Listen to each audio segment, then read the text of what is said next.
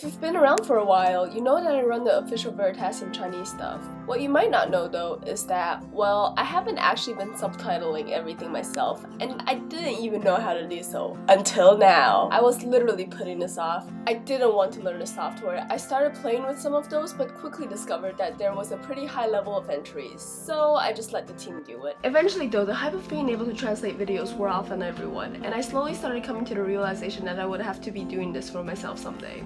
And after not being able to upload last week because I was too busy, I decided to learn this week. What you've been watching is a time-lapse of me doing just that, slowly using the knowledge I've gained from past experience and learning from new ones. The program I've been using is Jubbler, and eventually, I even felt confident enough to transfer over to a software that was more advanced, and I was able to finish the subtitles on the more advanced software. This is the software that someone showed me last year when I started uploading subtitled Veritasium videos. So what I did is I went online and downloaded the original English subtitles and the machine translated version of the Chinese subtitles. And I started messing with the English subtitles first, getting the timings just right, getting the fonts right. And once I was happy with that, I started copy and pasting over the Chinese subtitles, and obviously since it was machine translated, it needed a lot of fixes, and as you can see from the time-lapse, a lot of Googling and Google translating was done to make sure I get the nouns correct, to make sure I get the ideas across. And even Baidu was used because Baidu knows more of how the Chinese people think about things versus how English people interpret things. So I really tried to get the interpretations across, and I think I did a decent job with this video. And yeah, really that was what I did for 4 or 5 hours. And enjoy the time lapse.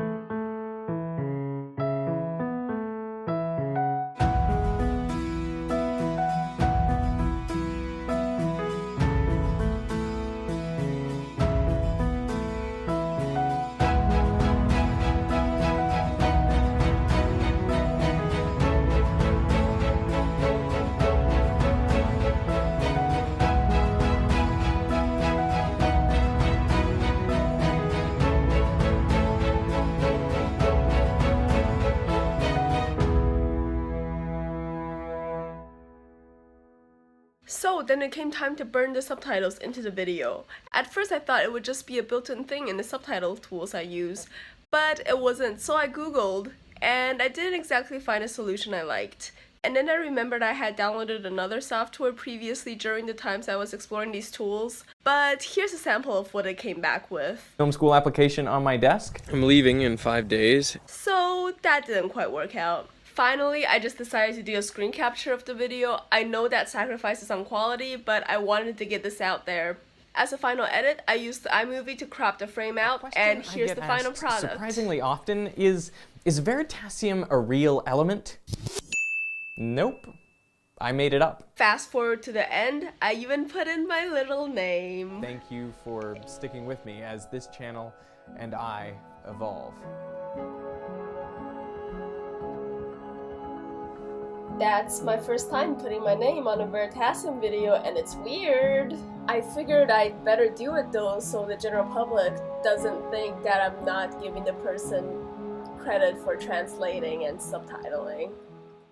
So obviously the next step is to figure out a software to use that actually correctly burns the subtitles. But I've also been thinking about automating some of this so I don't have to be manually copy-pasting. The computer could go on the internet and download the subtitles for me and merge them together, and then I could take a look. We'll see how comfortable I am with code and stuff by the end of my research magic things. So yeah, his videos have been widely received in China, and I really love watching this community grow. Yesterday, an hour after I uploaded the video already had hundreds of views and over 10 comments.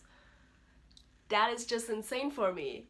I mean, it's probably not big for like the actual Veritasium YouTube channel, but this channel is only a year old, and the community's already gotten to the extent that it could basically self-sustain itself. I don't know, I just really love doing this volunteer work, I guess, still, because I can't really call it a job yet, can I? Since I'm not getting paid. You know, reading comments that are like, oh my god, thank you for translating, thanks for uploading, we appreciate it. Those make me happy. I totally thought it was cheesy for people to be like, oh yeah, you guys, your comments are everything, but those make me happy and I want to continue doing this. You know, I actually feel validated for what I do. Speaking of validation and work. Anyways, see you guys next week.